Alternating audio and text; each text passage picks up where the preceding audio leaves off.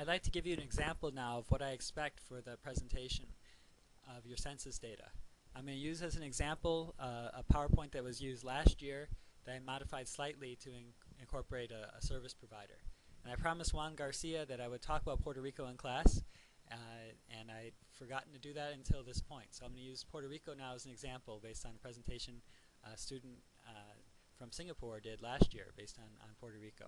So make your presentation look as nice as you can with pictures. You can get a map from the Census website, but map isn't necessary. Census's website maps are not the most beautiful.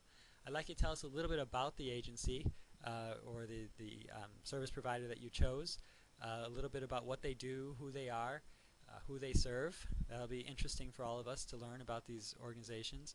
And then I'd like you to tell us a little bit about their service area.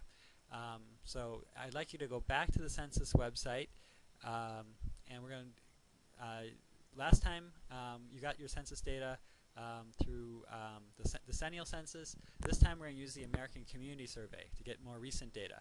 American Community Survey is something that the Census Bureau collects every single year, but it's only a 5% sample. So it has its limitations. It's supposed to be a random 5% selection, so it should be representative, but still the gold standard is using decennial census data when possible, and American Community Survey for supplemental information. So in the corner of census.gov where it says Data Finder, I want you to type the name of the area where you did your project on. It could be the county or the CCD district, whatever that could have been, or zip code. If you did multiple zip codes, just pick one that's in the middle of the area, because it's going to be too much work to do all of them combined. And then click Go, and you'll have some information here. Raw numbers as far as 2009, what the population estimate is. But the really interesting data comes from this fact sheet, which is hidden here. And there's a lot of information on this fact sheet. So this is using combined data from 2006, 2007, and 2008. So it's kind of a 3-year moving average. And this will tell you a few more statistics about what's the average household size in that area, a little bit about average income, and what else can be useful. How many people own versus rent. So we know in Los Angeles County 51% of people rent. Information like this. Perhaps if the area has a unique ethnic breakdown, might want to share that.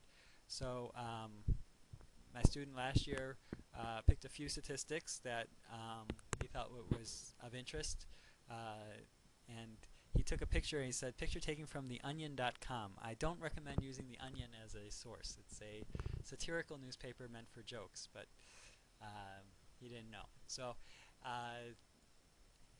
and then go ahead and present the pyramids.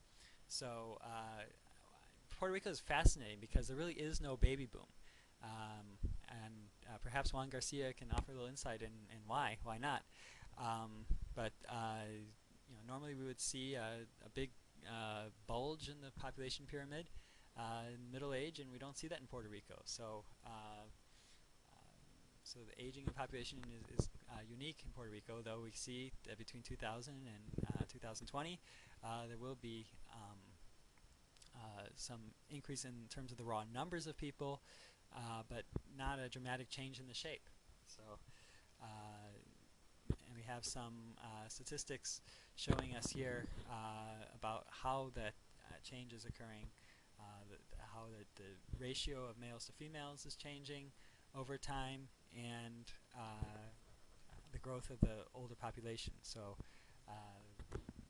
he found that 131% increase in the population 65 plus and 142% increase in the population 85 plus over 20 years.